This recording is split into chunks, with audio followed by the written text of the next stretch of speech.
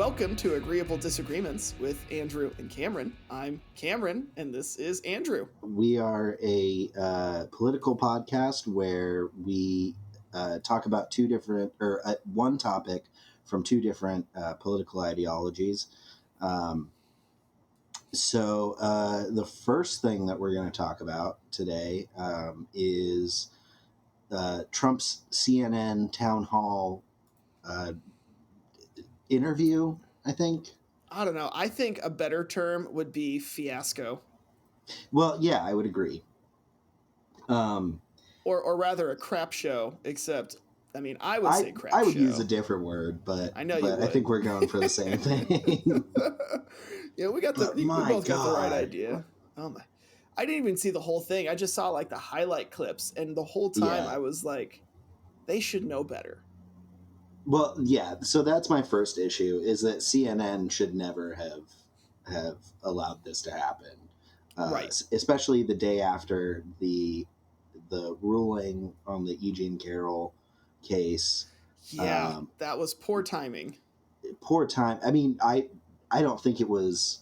I feel like saying poor timing makes it sound like it was coincidence. Like, oh, we already had this scheduled. But no, it was them trying to take advantage of, this civil ruling and giving Trump a platform to just spew all of the ridiculous stuff that they had to know he was going to. So was it really just them capitalizing on that? Because it very well could be. But I feel like that might be something where you don't know when the ruling's going to come in, right? That could be something that's going to go for a long time. And I could definitely see them trying to capitalize on it. I'm not saying they're not. Yeah. But I don't know. I'd have to look at it. I think maybe more what it was maybe they had like a floating schedule when it was like, whenever this, can happen, we'll, have you on for a town hall. It's just that he's been so busy with a couple of things. Mainly getting charged with, what was it? Sexual assault and battery. Well, no, but before that, he was busy too in the legal system. What was it fraud? Was it fraud? Let me see. I'm just going to Google Trump legal charges. I mean, I know it was like 30-something accounts of business. 34 felony counts related to his role in what prosecutors described as a hush money scheme to clear his path to the presidency in 2016. This is New York Times. Yeah, it was like misuse of business funds or something to pay Stormy Daniels hush money. But then he got real busy with the Eugene Carroll case. And I mean, I'm going to go out on a limb. I think there's going to be a few more cases for him coming up soon. For sure. But just I mean, the first thing that stood out to me during the town hall was just the increasing level of frustration of sorry, I've got people driving down my street making a bunch of noise. The increasing level of frustration with the interviewer when he just would not stop saying that the election was stolen and that there was voter fraud, and her just like over and over being like, there's no evidence of that. This isn't true. Yeah. At one point she legitimately goes, you cannot keep repeating this all night. And he just goes, you're a nasty person. Yeah. No, I think that is exactly when that happens. But I mean, I will say I think she did a fairly good job of setting the record straight and trying to keep him in line.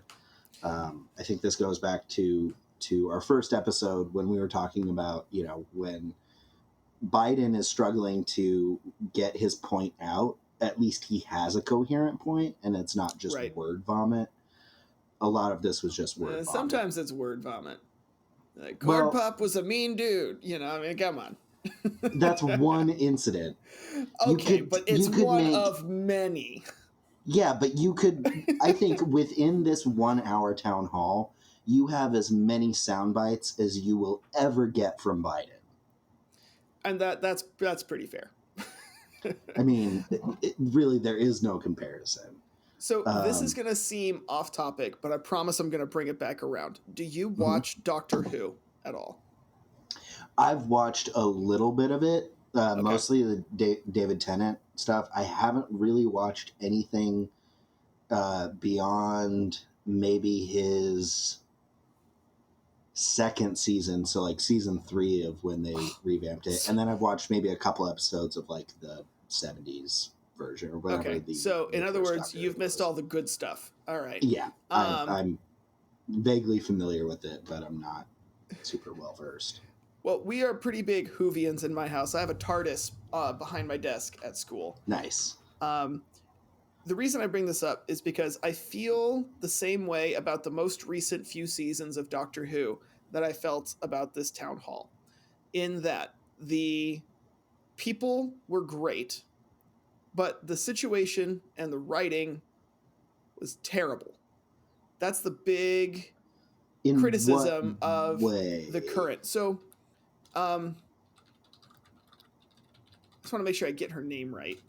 Uh, the previous Doctor who just ended is Jodie Oh Whittaker. no, Okay, that's her name. no. So I get what you mean, like on the Doctor Who level, but right, no. So let for me the so let town me just hall. walk through the analogy. So you've got Jodie Whittaker who did an amazing job as the Doctor, but Mhm. the situations that she was put in by the writing and the production company were just terrible.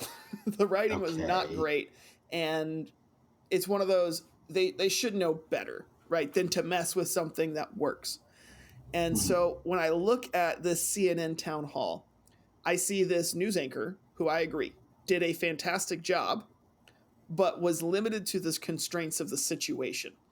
In that Sure. CNN, Okay. the production company, should have known better. Yeah. They Like, really what? I dropped don't the know. ball with Yeah, even allowing him on. It exactly. Like, was. what did they expect to happen? I know, I think like, this is what they expected to happen. I think this is what they wanted to have happen, which is why I think, shame on them, because this was clearly just a ratings grab, and it wasn't giving us any information at all. It was just allowing Trump a point in time uh, to rally his base or just get more main time, yeah, or you know prime time viewing, and it I just don't understand why they made that decision. I agree. Well, I can tell you why they made the decision, actually. So, CNN is going through some major rebranding, right? And, Yeah, they got rid of Don Lemon. Is that his name? Don Lemon? I never watched his yeah. show. Okay. So they got I rid of think I Don Lemon, barely watched and him. probably for a reason, right? And they they have a new lead. Like, they're under new management from the very top. Oh, okay. And he is trying to commit them to, instead of being a openly fairly liberal leaning news organization. See, I've never even thought about them as being fairly liberal leaning, like not on the same level as MSNBC, and I That's love fair. MSNBC. Of course you do. No, I mean, I Of course I agree. do. They're They're a great news organization. air quotes. I see them as Mm, just as good as Fox. they did not get sued for defamation and lost a bunch of their money and fired one of their top earning hosts. So True, but that top earning host was also responsible for said lawsuit. So, like, yeah, and they supported him well, yeah, of course they're going to support him. He's until their they top started. earning host. I mean, I I don't mean, like all right. Fox News. I don't like Tucker Carlson, but I don't like MSNBC any better. I feel like it's all propaganda. And I will agree that CNN was a little bit more towards the middle, but you can't look at Anderson Cooper, you can't look at Don Lemon and tell me that they were straight down the middle. I mean, Anderson Cooper No, more so, but they're, and I that's would I fine. would not say that. Right. I Well, think and Anderson that's Cooper is very liberal. I just happen to agree with him. and that's fine. If you're going to have an agenda and be honest about it, I do not see a problem with that. because at Mhm. least you're being honest with your viewers of what to expect. And so their current guy, the current CEO or head management, is starting to try and rebrand them as a purely facts, nothing but facts, which is why that anchor, I can't remember her name, um, Yeah, I but don't that's know. that's why she was so focused on trying to say that's not true. That's not true, Well, good, because good. there's I a mean, big that's focus on only saying what is factual, and I appreciate that. yeah. Um, but I think because they're going through this rebranding, that's why they had Trump on. Because you're right, it was a ratings grab, and it was them trying to say, "Look, we're so down the middle. Old CNN wouldn't even consider doing something like this, but new CNN, Okay. this is exactly what we're all about." Yeah, I mean, I guess I can see that. I don't necessarily know if I think it was purely just for the ratings and for them, capitalizing on uh, just the mainly the E. Jean Carroll uh, settlement. Um, but uh, let's talk about some of the other crazy things that happened. Go ahead, you take the lead Um, on this. well, first of all, I think it was despicable the amount of laughs and jeers that he got from the audience after some really just tone deaf and Oh yeah, idiotic remarks about the E. Jean Carroll case. I mean, he wanted to make it very clear that he wasn't the jury didn't say that he raped her. He made it very clear. And then, the interviewer was like, no, they said that you sexually assaulted her. I mean, is that really any better? And then at one point, he was very upset that the judge would not allow, as evidence in the trial, would not allow him to submit the fact that E. Jean Carroll apparently called her husband an ape, oh and yeah, because he's black, that was somehow relevant to his case, and also that she has a dog named Vagina, which I don't know how either one of those would have helped him, but right. he was very upset and thought it was, clearly it was being rigged against him because they weren't allowed to, submit those facts. Meanwhile, E. Jean Carroll was allowed to give, testimony about what happened and the actual facts of the case. Um, but just the reaction from the crowd whenever he would make one of his, childish and just disgusting jokes was Yeah, pretty despicable, I think. and anytime people ask me about why, as someone who is relatively conservative, why I wouldn't vote for Trump, even though the party platform is one that I agree with as a whole more. I mean, as Mhm. of course, I'm not a registered Republican and I don't feel comfortable applying that label to myself at all. But Right. this is why, this kind of Yeah. behavior is childish. My middle school students don't even act or talk like this, you Yeah. know? Like they act more mature most of the time than he does when talking about this kind of stuff. And it's not that we talk about sexual assault or abuse in my sixth grade Yeah. class, but just how they handle situations, how I mean, they at least listen to each other. They don't interrupt each other nearly as much Or as he interrupts himself. yeah, or owns up to their mistakes. And not to say that sexual assault is a mistake. That's a very malicious act, and one Yeah. that is um, I think mistake uh, is a word that removes culpability. But when you do something wrong, you get caught for it, especially Yeah. caught, within the legal system and found guilty by a jury of your peers. Stop stop downplaying it. Own up to it. You know, Yeah. stop being such a scumbag, for lack of a better word. I don't know that there is a better word. I think that is a I great word. I can think of several, but I'll save those for later. That's agreeable So disagreements after dark. after dark. Sign into our Patreon for the uncensored version, Yeah. where Andrew says everything he's thinking.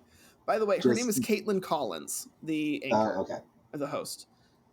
I'm looking at the transcript while you're talking, and as you're saying things, I'm like doing Control F to find like what you're saying. Yeah. And yeah, I mean, you've been spot on about everything, and I it's rewatched it about half an ridiculous. hour before this. Agreeable Disagreements is brought to you by absolutely nothing. We don't have any sponsors yet. This is our third episode, and I'm pretty sure the majority of people listening are our mothers. Hi, Mom. Andrew, get out of here. This is my ad. Your ad comes in at the 46-minute mark. Anyway, if you're listening to this and have a product or service to sell, please reach out to us. I'm a school teacher, and I keep forgetting what Andrew does. It's got something to do with beans. Either way, we're poor. Well, poor-ish. You want to know what we would do for a Klondike bar? Advertise for Klondike bars. Or really anything. We will literally accept payment in the form of Klondike bars. Please sponsor us. Just looking through the transcript, you can tell, like, they do such a good job of capturing Trump's voice. Like, here's something. It's, oh, that was, say what the, they said he didn't rape her. They did not say, and I didn't do anything else either. You know what? Because I have no idea who the hell she is. I don't know who this Yeah. woman is. But Mr. President, can I ask you, given you're recounting your vision, I don't know who, and I'll tell you this. Are you ready? Like, they just the punctuation. I don't know who she is. I know her husband very well. He's a very wonderful man, but I've never met her. We took a picture together. We met at the whatever Bergdorf, store something. it was, but I've never met her. It's like you can't even keep it straight within the sentence. I just man. Anyway, I can't stand the guy. I think there are much better Republicans that could be nominated than him. I'm struggling to find anyone who would be worse. A few of them come to mind. I mean, Ted Cruz, I don't think I would vote for if he got nominated. Oh God, either. Ted Cruz would be terrible. I'd have to look more at what Ron DeSanctimonious. Oh God, what his platforms are. I don't think, from what I've seen by him, I don't think I really like him that much. But I would have to look at his like official stances more closely. From what I've seen of his official stances, I would be really concerned if he became the nominee. One thing that really concerns me is that he wants to have a civilian paramilitary force, which I think is exactly what the SS was in Nazi Germany. And I know that people make a lot of comparisons, but the SS was a civilian, paramilitary branch of the German armed forces. So let me just make sure I get the definitions pulled up so I can compare paramilitary versus military. So just to make sure that I'm using the terms correctly, because I want to make sure that I understand. And I don't know that he worded it as paramilitary. I know it was an armed civilian force to I don't remember what the reasoning was. I think it was to some of it had to do with like the abortion ban and stopping people from traveling out of state, which is, I mean, that's the parallels there to other things in history. Yeah. Even like the Stasi in East Berlin, or what have you. It's concerning, I think. So really quick, paramilitary, you nailed it. Is just, pardon me, had a lot of pizza today. Paramilitary is just an unofficial force organized similarly to a military force. Mm-hmm. And so if that's the sense, then I mean the SS was an official force, as were the Gestapo. Right. So but I think they were separated in some way. Maybe paramilitary isn't the right word, but they were more like a police force in the Right. sense that like police are technically civilians. Right. So, Um, and on that, I mean, yes, but and I'm not going to sit here and defend it and be like, yes, we should have that. But I'm also kind of like, what are the National Guard reserves, if nothing else? You know, what about the overly armed police forces that we currently yeah. have? Well, I mean, Um, and that's kind of what I'm saying. He already has those. So what is this other group going to do except that they are strictly under the, from what I understand of what he's proposed, they are strictly under his jurisdiction as the governor. See, and I haven't heard, Um, I'm not saying this isn't true, but I haven't heard anything about that. So I'd have to look deeper into that. yeah. But I'm trying to think, you know, I did when she was still a Democrat. I voted for Tulsi Gabbard as a Democrat Hmm. in the I don't know primary much about elections. her.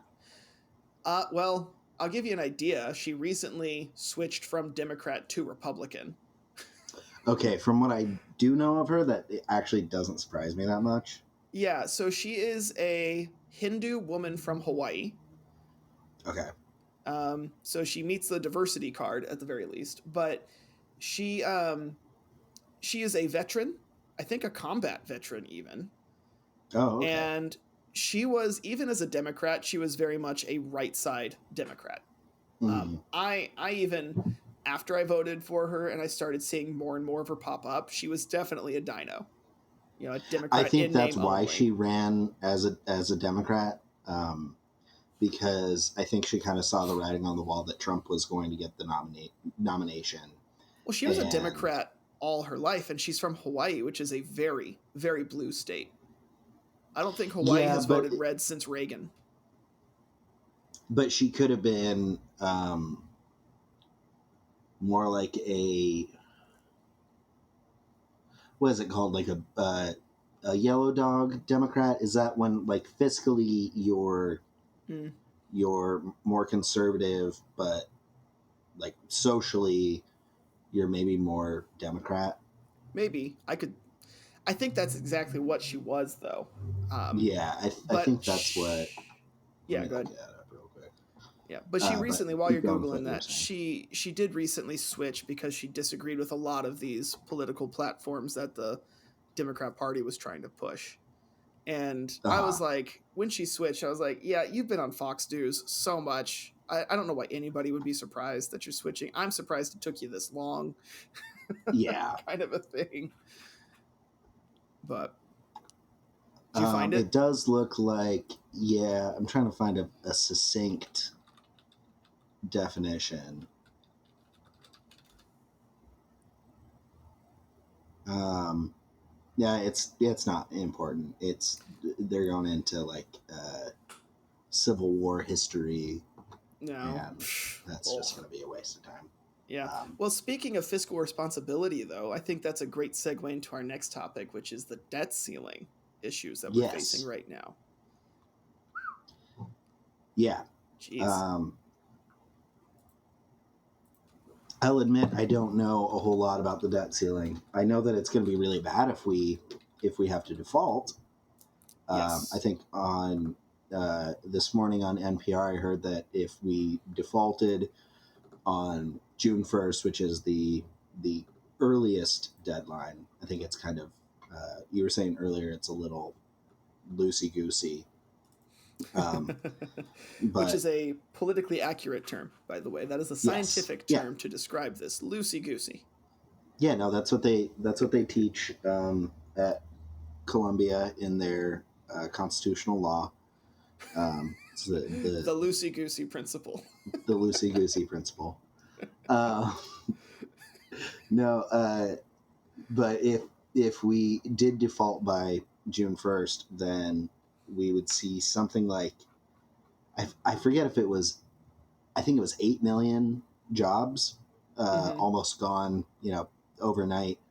Um, it would it would definitely send us into a recession. Yeah. And we're actually, I mean, we're not doing too bad right now. Yeah, we're We've like had more. teetering. We got like 1 foot in, 1 foot out. Yeah, I mean we've had more jobs created than I don't know what the span of time is, but it's a lot of jobs, within at least the last 20 or 30 years. So we're doing good on the unemployment rate. The problem isn't the Um, unemployment rate, though. The problem is inflation and the well, rising and cost of inflation is goods. going down. Really, though, what the problem is, and I know that AOC was speaking a little bit out of turn when she Hmm. said that the Trump um, tax reform on the top tier earning citizens was the major, the biggest portion of our deficit. That's not true, Hmm. but it's definitely not helping. And Yeah. it definitely was a mistake. I mean, I'm And a fan of lower taxes all across the board anytime, you know. why should people who have more than enough to than they could more than they could ever spend, more than enough to be comfortable, why should they not be paying what they were paying in 1950 when they had close to a 50% tax rate? And you know what? I'm with you on on the idea that you make more, you pay more. Totally Yeah. there. If I have $200 billion like Elon Musk, Right. is 100 billion really going to make my life any different? But there's two things here. There was just going to be one thing, but now that you brought up Elon Musk, there's going to be two Oh things. no. Oh no, I invoked his name like Beetlejuice. If we say it 3 times, he'll walk around in the background. Don't, he'll come out of the mirror. No, so my thing with taxes is I agree. You make more, you should be paying more in taxes. Yeah. Um, but I think the problem is only partially the tax rate. I think the other side of the problem is, and this is also a problem with the debt ceiling crisis itself, but it's the amount that we're Mhm. spending. Sure. And I Yeah, think, it's a two-pronged, or it needs a two-pronged solution. You have to right, lower yeah, what you're spending, and you have to increase what you're bringing in somehow. exactly. The whole idea of getting out of debt is that you have to cut your costs, increase if you can your income, and use that Hmm. excess in ideally have more income than your debts so you can pay your debts and continue to function. And that's just Right. not something that the United States tax code has.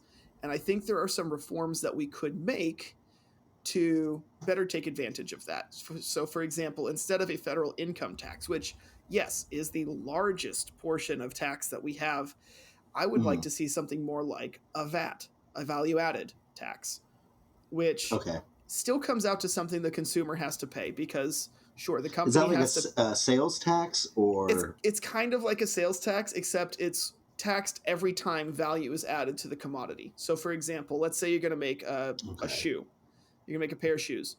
The rubber gets taxed as it gets refined, and so it gets taxed when you send it to the people who turn it into the shoe. The cloth, the cotton, the foam insoles get taxed individually as parts. They get taxed when the shoe gets made and is sent out wholesale, and then it gets taxed when it's purchased. So anytime Okay. value is added to the odd item throughout the process, it Yeah. gets taxed. And sure, the companies pay that tax themselves mostly, but that's going to increase the cost of the overall good. So it's still going to come from Yeah.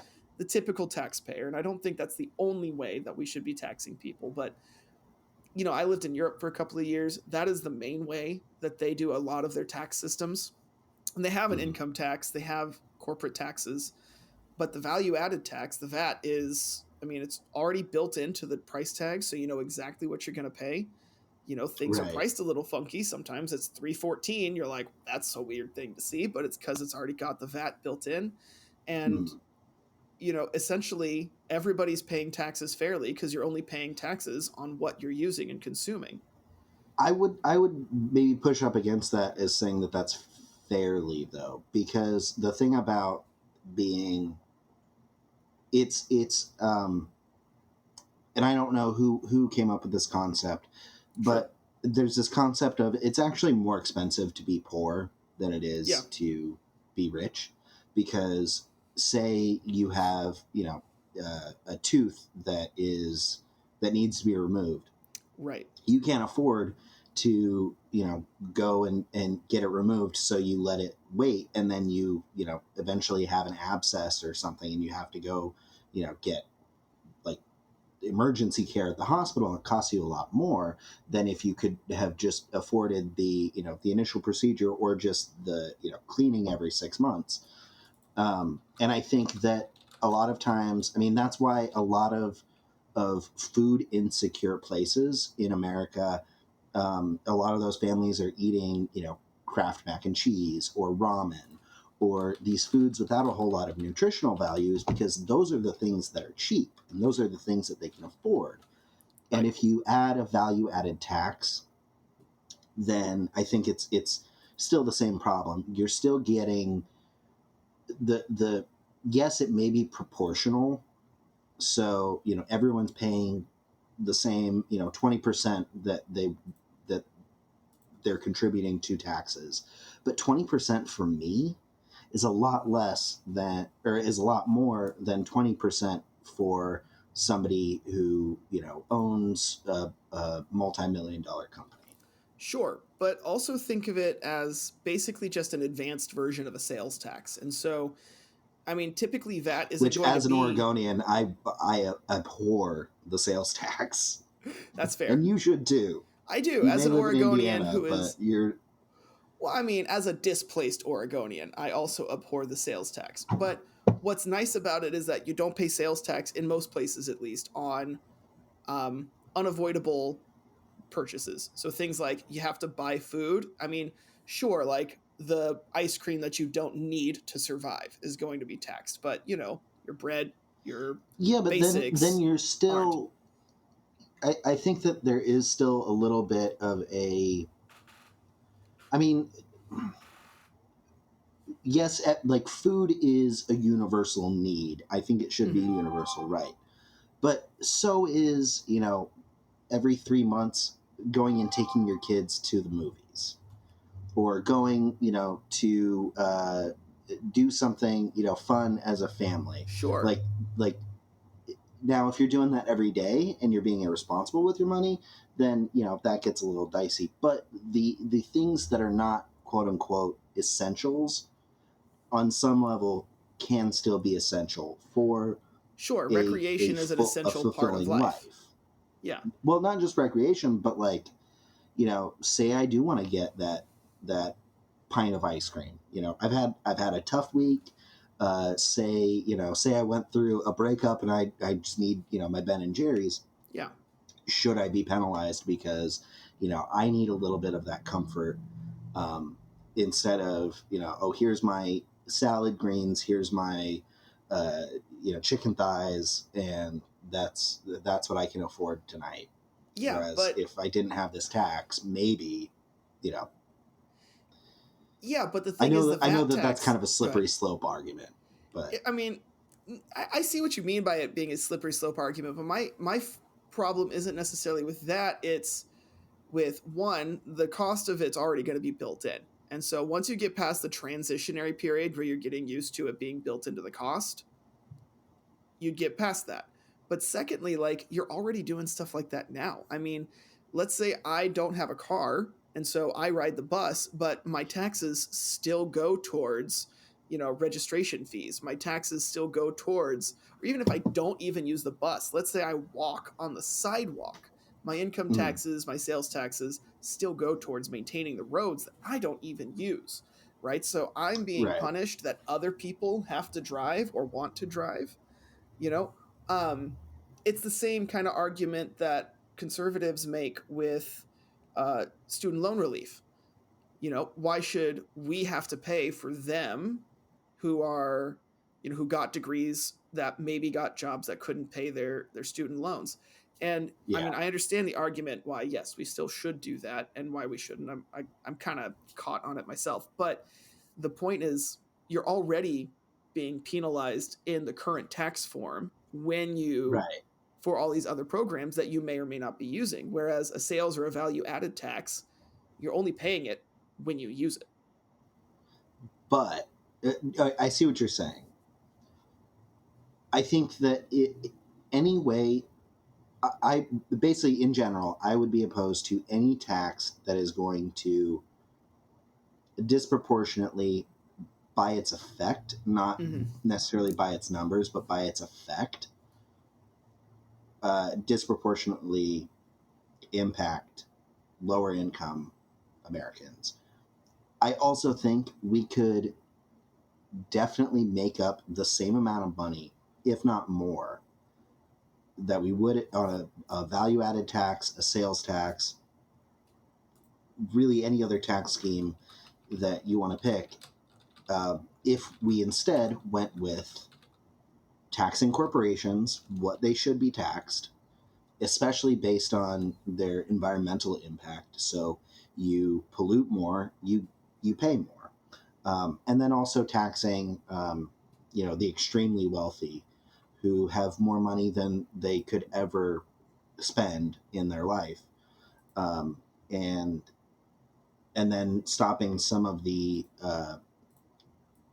unnecessary, um, just spending that we're doing, in terms of, uh, well, and now I'm drawing a blank, but there's So definitely some fat to be cut.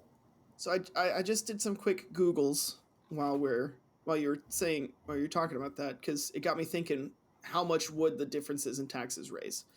So according to Americans for Tax Fairness, the Buffett rule, which would require millionaires to pay a minimum tax rate of 30%, would raise over $72 billion over 10 years in the United Okay. States. A 10% VAT over the same period of time would raise 2.9 trillion. Okay.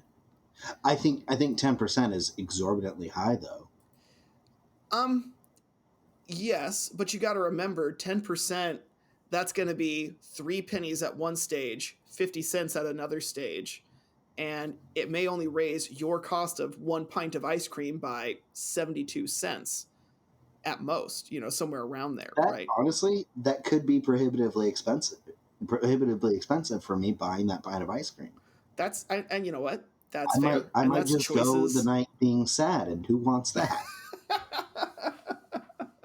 I mean, I am kidding, but also I'm kind of being serious. Right. No, I've I mean, I get what you're saying. Where, I mean, yes, it may only be 72 cents, but I mean, heck, we just bought a car over the weekend and we went a tiny Yeah, bit over what we had anticipated budgeting for, but we went for something that, we think was worth the value. And so for some people, they're always going to look at whether it's a pint of ice cream, whether it's a car, a block of celery, stem. I don't know what the bag of celery, a bunch of celery. a bunch of celery. Yeah, I like that term. Not like a bunch of celery, but like it's bunched Like together. it's in What a do you bunch. call a lot of celery? Is it a bundle? I'm going to say a gaggle of celery. No, no, that's not it. Anyway, A group of this reminds me. I think I heard like a group of raccoons is called a conspiracy, that's true. which I Yes. love. Anyway, Anyway, shifting back a little bit, I think we lost that point. But to yeah, go back to the second thing, because you brought up Elon Musk, one of my pet peeves that when was a people while talk ago. about it was a while ago, it was a full 15 minutes or so ago. But one of my big pet peeves when people talk about taxing the rich, and this isn't to say like, how dare you, Andrew, but like, I often see the argument from the left of, Elon Musk has $200 billion. So what Uh, happens? Why can't he just give some, 100 billion of that away? That wouldn't hurt his lifestyle too much. And you are absolutely right. $100 billion would not change his lifestyle all that yeah, much.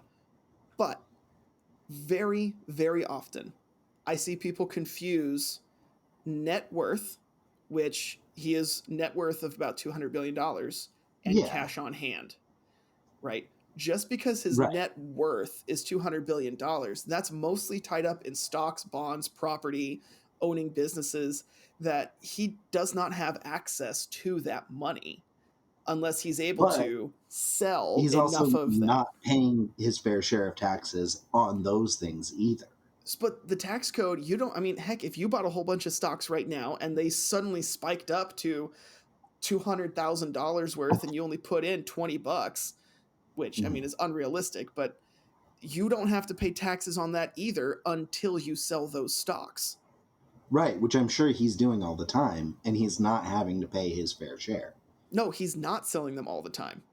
That's the thing. Well, I'm sure he's. I mean, he wouldn't be able to buy a lot of the stuff that he's able to buy if he didn't have some liquid assets at some point. And I'm Yes. willing to bet he's not paying what I think would be right for him to pay on whatever those liquid assets are. I'm not going to pretend to know how stocks work, um, nor do I want to, because that just seems way too complicated, and I would do bad at it. But So, really he, quick. I mean, yeah, Uh-huh. So, how much do you think he paid? I can only find um, stats for 2021, partially uh, because of when stuff was published, but also because fiscal years. How much in taxes do you think he paid in 2021? Just give me a ballpark guess. Where do you think? I think less than $2 million. He paid That's a purely 11 blind guess. he paid 11 billion with a B in Oh, okay. 2021. That's still ten And percent of his, or 10% of I think at that time, which I'm paying about 30% of my income in taxes. okay, but that's not income. That's based on partially income, Net partially how much he's on net selling. And he worth, sold I'm paying about 30% of my net worth in he taxes. sold $39 billion worth of Tesla shares in November 2021, which included almost $23 billion the year before that as well. And so altogether, that $39 billion, that's 11 billion is 20-ish, 25 to 30%. Okay. Well, it's still, like I said, I'm not going to pretend to know the ins and outs of how this works. I know for certain that the wealthiest Americans are not contributing what they should be, and otherwise we wouldn't have people utilizing tax loopholes. We wouldn't have tax havens. We wouldn't have, the Yes. IRS to even need to be a thing. I Um, agree. And so I don't think the solution is necessarily raising taxes. I think the solution is closing loopholes.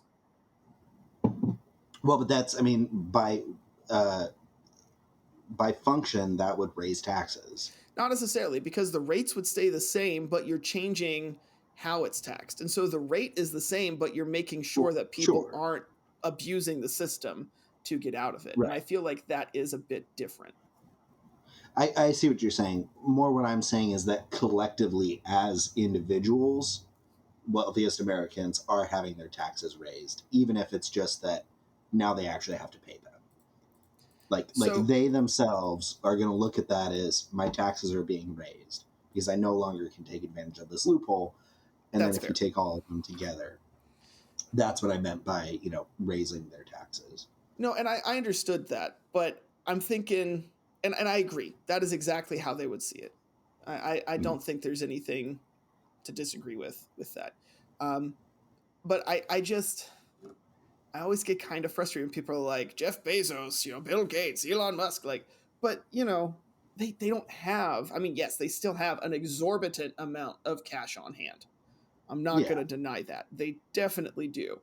But like, I mean, heck, if you look at people in Oregon, the average house out there is $300,000 right now, oh, it's right? more than that. It's more than that. Okay, It's so way more than that. okay, so let's just. All right, I'll just Google it. Hold Maybe on. not the average, but like So let's do when you think of a median. $300,000 house, uh, it's gonna be way more than that. Okay, so the average cost of a house in Oregon, according to UpNest, in 2020 was 344,000. I'm assuming that's gone up since. Oh, I mean, Zillow says it's 490. yeah, I think it's closer to that, honestly. For at least for what's available and on the Yeah. market right now, I think it's closer to 500,000. Okay, so if we look at that and say I own a house in Oregon, you could expect my net worth to be $500,000, but I might still Yeah, but only you're be paying property making seven. tax. Right, and so are they, man. They're paying property tax too on on their Are they? properties, on the ones that they own in the United States. Yes, I or don't at the know very if least, I mean, that's if unless necessarily they're true. using it as like headquarters for charities or nonprofits or things like that. But Yeah. I mean, I'm not going to say they're Aren't not trying to get they're out of it, pulling a double but Irish? Their headquarters is in Dublin. right. No, I I'm not. love I love the Irish. I love Ireland. I lived there for 6 months, but you guys got to stop being a tax haven for these companies that don't want to pull their weight. You know what? Maybe, just maybe, that is how they're trying to justify all the pots of gold at the end of rainbows. Maybe. That's how they get. I That's think how they it's get it. I think it's also just an incredibly efficient way for them to get high-paying jobs for their citizens and bring in more money into the economy. Well, you know, if it ain't broke. Meanwhile, Americans don't have to. Oh, I would say it's broken. But on that note, do you remember the good old days when you would sit around the lunchroom incessantly performing your favorite lines from whatever you watched the night before to the delight of all your friends and literally no one else? Well, we've put together a 9-volume set of all the classics, including sketch comedy bits like "'Tis a Flesh Wound" and "Where'd You Get Them Coconuts" from Monty Python and the Holy Grail, or Matt Foley, the motivational speaker from SNL. But wait, there's more. This set also includes the comedic stylings of people like Bill Cosby and Sam Kinison, who were barely funny in their heyday, but are now just plain offensive. And of course, we've included all your favorite sound bites that only sound slightly problematic coming out of the mouth of a 12-year-old Caucasian boy like Chris Tucker in Rush Hour, any Sacha Baron Cohen character, and the sex worker from Full Metal Jacket. For just 16 easy payments of $9.99, you too can be just as insufferable and annoying as you were in your adolescence.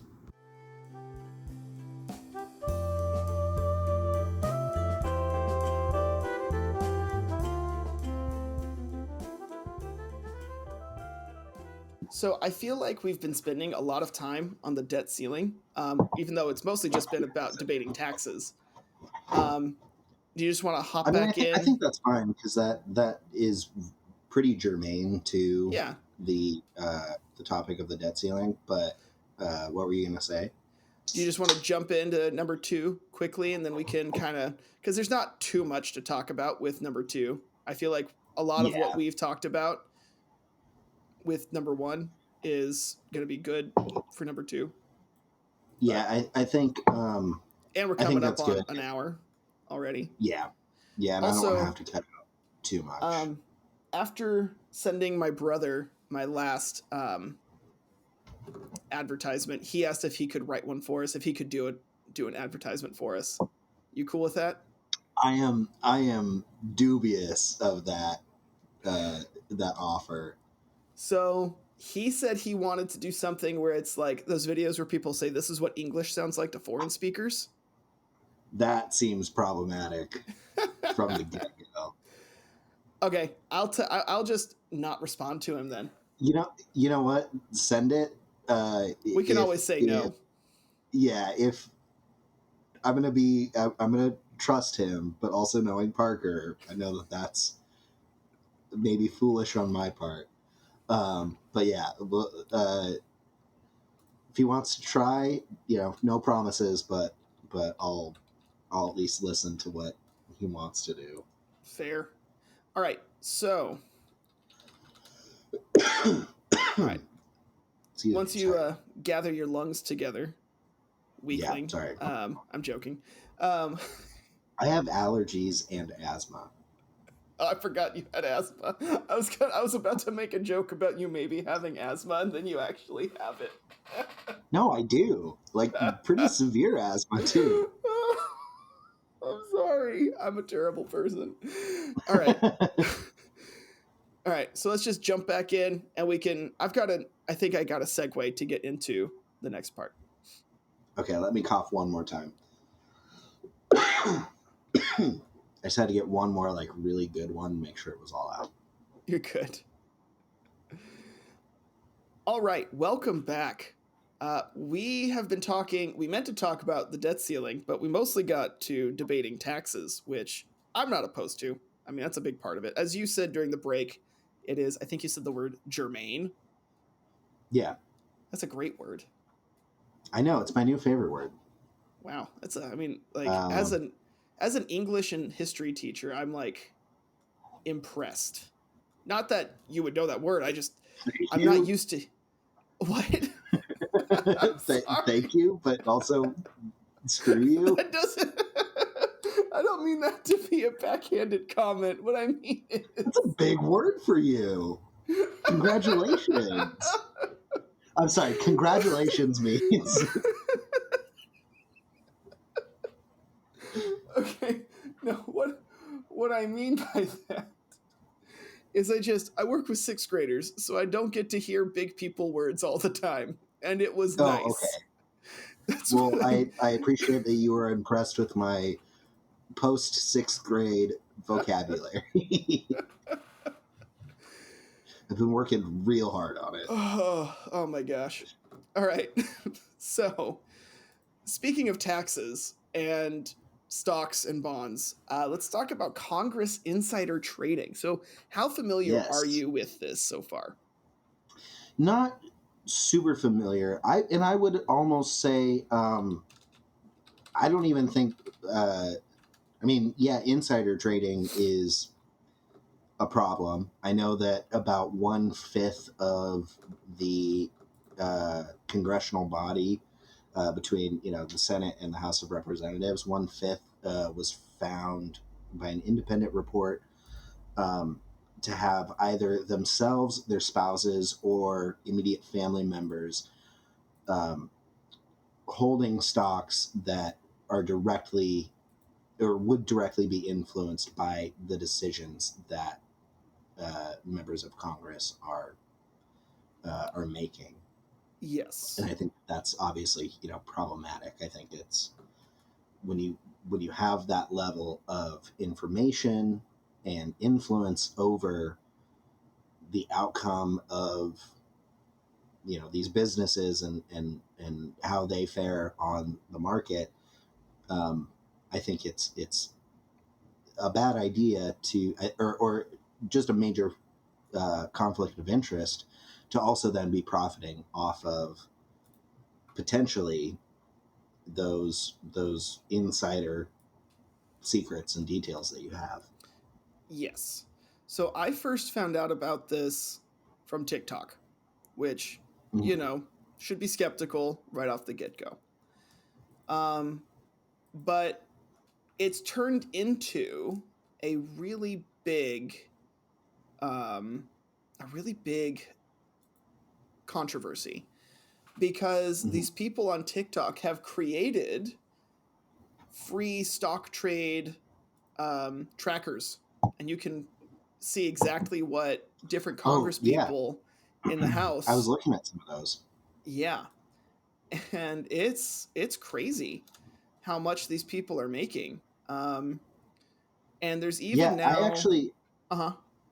Sorry, go ahead. But then after that, I have a maybe a fun thing that we could do where maybe we just look up some of the assets of I don't know, maybe our representatives for each one of our states, or we Ooh, could just pick people at I like random that that. we'd be interested in. Sure. Yeah, I'm So cool with what that. site are you on? And I'll pull I'm that up looking while you at, finish what you're saying. yeah, so I'm at housestockwatcher.com. Actually, I'm gonna do it on my other machine here. Oh, look at me. I got Okay, two sorry, I didn't mean to. computers. Well, it's not as impressive as it may seem. Anyway, so the idea here is that, as you kind of mentioned already, that even though these House representatives, some of them are trading themselves, and some of them are having their family members, their spouses or partners Mhm. trade, and they always seem to be trading at the right times. They don't seem Yeah, to make a lot of mistakes. Um, yeah, like Paul Pelosi selling however many. shares of Google before they had this big, antitrust bill go through. That's Exactly. a red flag. I know there are other red flags, but I think that's probably the highest profile So one that I've another, seen. yeah, another one was purchasing Nvidia stocks um, Mm, right before they got a good amount of government funding, and also yeah. selling Nvidia stocks right before they were brought before Senate committees for hearings. Oh, yeah. And the other one that I saw, just briefly, was the number of Congress people who had stocks in Pfizer, Moderna, Johnson and Johnson Yes. leading up to, the start of 2020. Um, that was, I mean, and again, like we've said before, correlation does not necessarily mean causation, but it seems fishy. Yeah. Yes. Yes. Exactly. And that's what it comes down to essentially, is that it's fishy in nature. Okay, so I'm Yeah. looking through I couldn't find my representative is actually Mike Pence. Or no, I'm looking for Greg Pence. That's why I couldn't find him.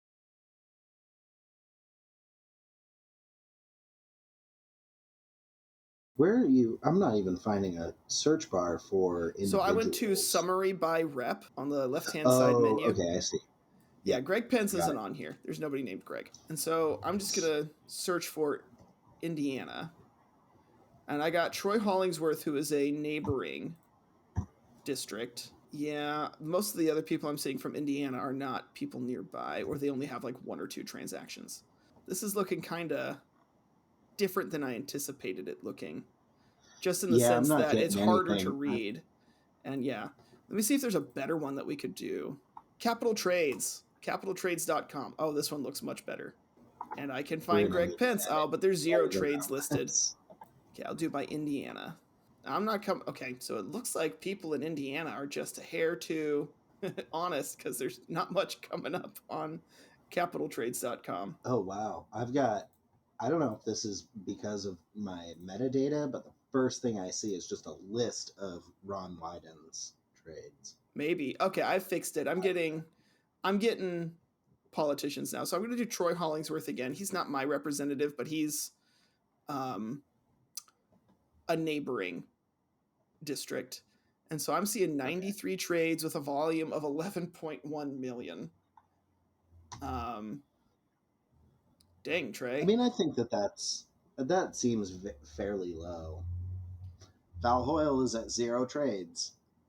Hey, look at you. She took over the fourth congressional district in Oregon from Peter DeFazio. Oh, So did he we're retire or did she beat him? no, he retired. Oh, okay. Fun fact: Peter DeFazio came to my baby shower, like the baby shower that my parents had. What? Um, yeah, my mom and his wife worked together. Huh. So one day I was like going, like I've had gifts that he got me, like a double minted encased set of U.S. coins, Mm-hmm. and like a silver cup with the United States seal on it, that I've had since I was a baby. And I'd always, known that tangentially, my family was somewhat connected. But then I was like going through a bunch of old pictures that my dad had, and I saw this guy like sitting on the ground of, I think it was like my dad's den, and my dad still owns the same house and still has the Hmm. same carpet. And he's like, this guy like sitting on the floor, like chatting, and he's got like a beer in his hand. I'm like, wow, it looks exactly like Peter DeFazio. And my dad's like, that's because it is. That's funny. Uh, and I want to make sure, like he was sitting on the ground, like because I think there weren't like enough seats. I mean, it's It a was party. not that he People was sit on sitting the on the ground grounds. because he was like trashed or anything. Yeah. But yeah, no, he's I mean, regardless of what you think about his politics, he's a really nice guy. I've Yeah. met him, several times since at least since I was, a teenager. I saw him Um, driving around a couple times. I never got to meet him. oh yeah, yeah. I campaigned for him a couple times, so I met him there. Well, you and I can talk more about this Yeah. later. So I'm looking at, But again, Valve because Oil, nothing on the stock trading, which I same like to with see. same with Greg Pence. So I'm looking at a different person, but Trey Hollingsworth, I'm looking, he bought Enterprise Products Partners and then sold it about 30 days later for a significant Okay. profit. Like it went Hmm. from 18.4 to 21.6 points Yeah, with a volume that's. of about $100,000. I mean, that's still relatively low. But that's one of a Um, lot. So there's another one, again, Enterprise oh, Products Partners, that was a volume of $500,000 to $1 million. And he sold that one at a slight loss. Um, okay. we're talking what looks to be 27 to 25.9, you know, but Hmm. still. You got to remember, selling stocks at a loss can also be beneficial because you can claim that as a loss Right. on If you short taxes. them. Yeah. Exactly. And so that's something that that's a lot of what's going on as well I is feel like if he was trying to short it, though, it would be a much lower loss or a much higher loss, I guess, a much lower price. okay, I so don't really know how shorting works other than the basics, so I but mean, if he sold it at a loss of, even if it's just 1 or 2%, and it's $1 million, that's a hundred that's thousand true. dollars. Yeah, that's true. So Jeff Merkley, no trades, which I definitely no surprise there. He is one of the people championing the the move to ban Congress from trading. One interesting thing I did see is I think Marjorie Taylor Greene's I wanted to look opponent, at hers. I yeah, wanted to so take a her look at opponent hers. posted something on Twitter about some kind of challenge that he made or she made, at him, uh, and I don't know exactly what the context was, but basically, what he did to rise up to this challenge was he looked into her financial records, and she went from like having $9 million to like since she was elected having like $40 million, which Congress doesn't get paid that much. Right. And he was like, I wonder where that came from. So I think naturally, let's look up Marjorie Taylor Greene. Well, and while you're doing that, Pelosi's the same way. I mean, I'm looking at a New York Post article about how she's accrued millions from her husband's trades. Oh yeah, but those are her husband's trades, and Right. Well, she it's the didn't have same any. with Marjorie Taylor Greene. I'm looking at hers and it's all spouse owner. Uh, That doesn't make it any uh, better. yeah, I mean, I think I do like the bill that um, we definitely do need to talk about the total unprecedented move of AOC and Matt Gaetz teaming up Right. together. I did not see that coming at all. Yeah, But I'm happy with it. I mean, bipartisan bills make me smile because it means that there's something I mean, everybody I can agree on. I wish that she could have teamed up with somebody other than Matt Gaetz, a alleged pedophile. Um, Okay, but the key word there is alleged, and we live in a country that well, is innocent until proven guilty. he was found to have Venmo transactions for a lot of money with girls who are not 18.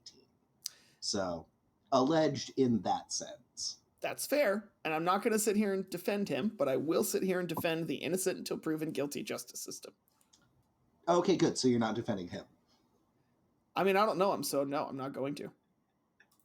I don't know enough about that Um, situation to. But yeah, I think it's interesting that they're trying to pass a bill, and I'm trying to remember exactly what that bill would cover, but I know that it would limit their ability to trade. And I'm not sure. yeah. So Yeah, go it's ahead. from what I remember, it would limit them personally owning stocks, specific stocks. It Hmm. would prohibit, I think, their spouses and maybe immediate family members. I'm not too sure about the immediate family members, but what it doesn't cover is, or what it would not ban are broad um, investments like index funds, mutual funds, Right. that kind of thing.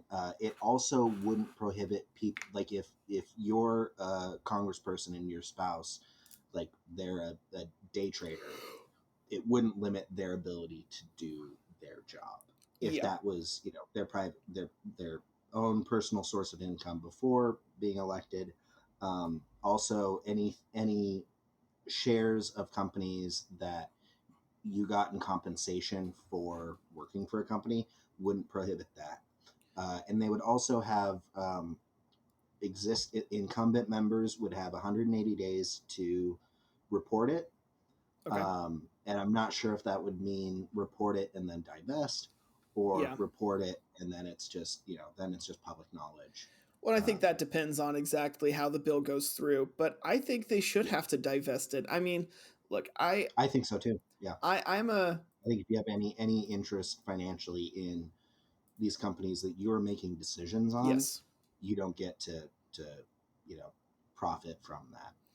I agree. And this is, again, coming from someone who, if I had to put a label on myself, I would say libertarian. I hate government Mhm. telling anybody what to do, but I also hate the government having an unfair advantage over everybody else. And I feel like this is Yeah, exactly that. That's what's going on. And I don't think it's right that, as you said, they are able to make these decisions that affect these companies. And because they know that how it's going to affect the companies, they get to choose when to buy and when to sell with better yeah. information than the rest of the public does.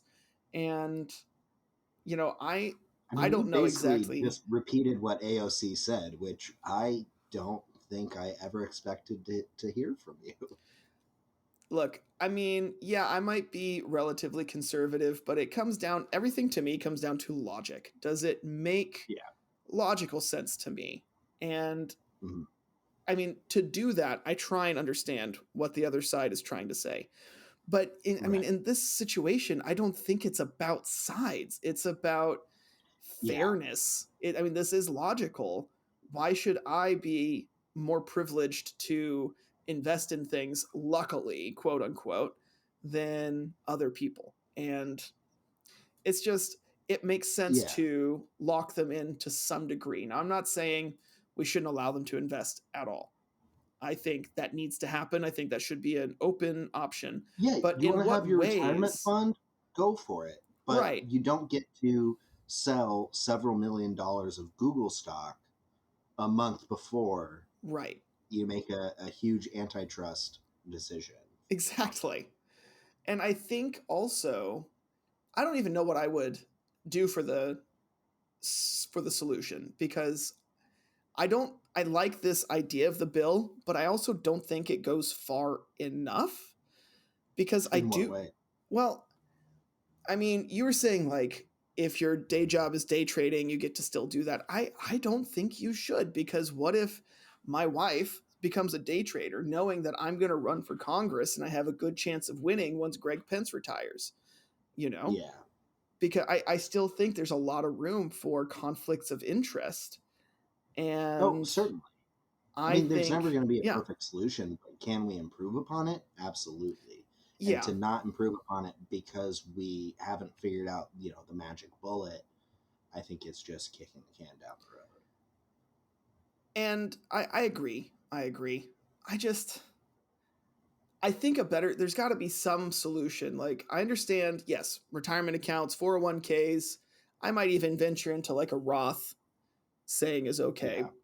Yeah. I think the idea would, for me, would be that they shouldn't have as much control over it. Whether, and I don't think that should go Yeah. towards bills because that's their job, but I think that goes towards their investments. I would like to see them basically have congressional committees that are third party. Maybe they have like 3 to 5 options. You can invest in this kind of fund, this kind of fund, that kind of fund, and that's all you really have to choose for it. And I would even go so far Okay. as to say, as I think you mentioned, like an ETF or something like that, where you just we're going to say you get to invest in this, which tracks the S&P 500. So you know you're going to get Yeah. an 8 to 10% return over the long run, which is a fair return. That's a fair amount. That's more than what most people get on their 401ks. So, Mhm. you know, I feel like that would be fair where it's just it's an ETF, tracks the S&P 500. You don't get to choose anything else about it. I think like that. I don't think that would be a bad solution. Yeah, I mean, I definitely agree. I think, you know, the broad ranging investments thing, I think makes sense. I think that's a lot less problematic than, you know, buying and trading individual stocks. Mm-hmm. Um, I also think it would be I mean, if I could present maybe a potential for a solution, Mm-hmm. is kind of like you said, you know, have a committee, but um, you know, have a committee who or some kind of body that is able to put together packages that, you know, basically become broad ranging options themselves, but are not being picked by uh,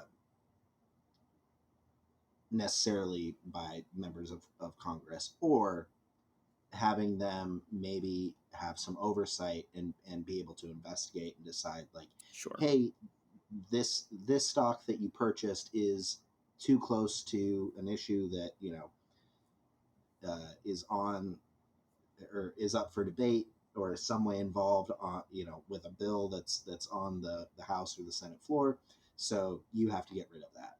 Right. And just having some means to make sure that there aren't conflicts of interest, because if you have Congress making those rules, kind of like we were talking about last week with the Supreme Court, they're not going to see any reason to change it. And I think I heard Elizabeth Warren say exactly the same thing. She was being interviewed about this, and she said, you know, I'm going to stop you right there. I was a teacher. Never once did I let my students write their own tests. I mean, I think that's exactly what we're looking at here. Is if Yeah. Congress has the ability to decide what is and isn't okay for them to be trading, and what is, you know, a conflict of interest and what's not, Yeah. they're not And going to be making a decision that's going to instill a lot of trust from their constituents. I agree. And I'm glad you brought that up because that is exactly what I was going to say next is Mhm. are they just going to find another way around it? And if they're the ones who write Yeah, the bills, then they have the capacity to write the bills in a way that benefits them the most. And you know, yeah, it just becomes a self-feeding or not a self-feed, well, I guess a self-feeding cycle where it just they can do whatever they want and so they'll make a thing that makes it appear like they're being all ethical and good, but are they really? yeah. I mean, I think that's why the bill is called the Restoring Trust in Congress Act, In or government, I think it was. yeah, Restoring Trust in Government Act. But I don't know. I will be interested to see what happens with this bill. In the meantime, this is not a sponsorship, but you can download the app Autopilot if you have Apple, which will give you push notifications of when different well doing Congress people buy and sell different stocks in real time. Oh wow, And if you have Android, like me, I don't know what you have or use. I have Um, Android. Of course, I have Android. okay, good. So you're not a communist. I have strong feelings Well, about. I have fake if strong one of feelings us about was that. going to be labeled a communist, It's yeah, that's fair. Anyway, if you have Android like us, then it's not available yet, but you can get on their um, web, their email list. And while we were recording this, I got an update email about Michael Burry, who I have no idea who that is, but Michael he must be Bublé, some. No, Michael not him. Burry. He's just an American investor, so it's not just Congress, but it does focus It's like on prominent right people. prominent investors who are doing good things and probably have some kind of insider information. Yeah, And they post them to Twitter, they post it on their TikTok, Their TikTok is a different name. I can't remember what it is. But yeah, Autopilot Investing. You just Google it and you can get on their email list, and it tells you exactly what they bought, how much they bought it for, what they sold, how much they sold it for, how many shares, um, at what value, and you can be the next Nancy Pelosi of investing. Yeah, just like I've always wanted to be. All right. Well, on that note, I feel like this is a good place to end it. Always a pleasure talking with you, Andrew. Is there you as well? anything? And we're sorry we did not do the predictions this week. Oh, Honestly, we both forgot, and we we're did. kind of looking at restructuring it a little bit. Yeah. But as always, you can find us on Spotify, Audible, Everywhere now. We are Apple officially Podcasts. everywhere. Yeah, everywhere that you stream podcasts. You can find the video recording on YouTube. And of course, thank you to Halcyon Club for providing us with our theme song, This Life is Tough But Fair, off of their EP, Headset Emotions. And I believe it is, unless you have anything else to add, I think it's your turn to give us our sign off. Yeah, I just want to remind all of you that we love you. We hate you. We don't hate you.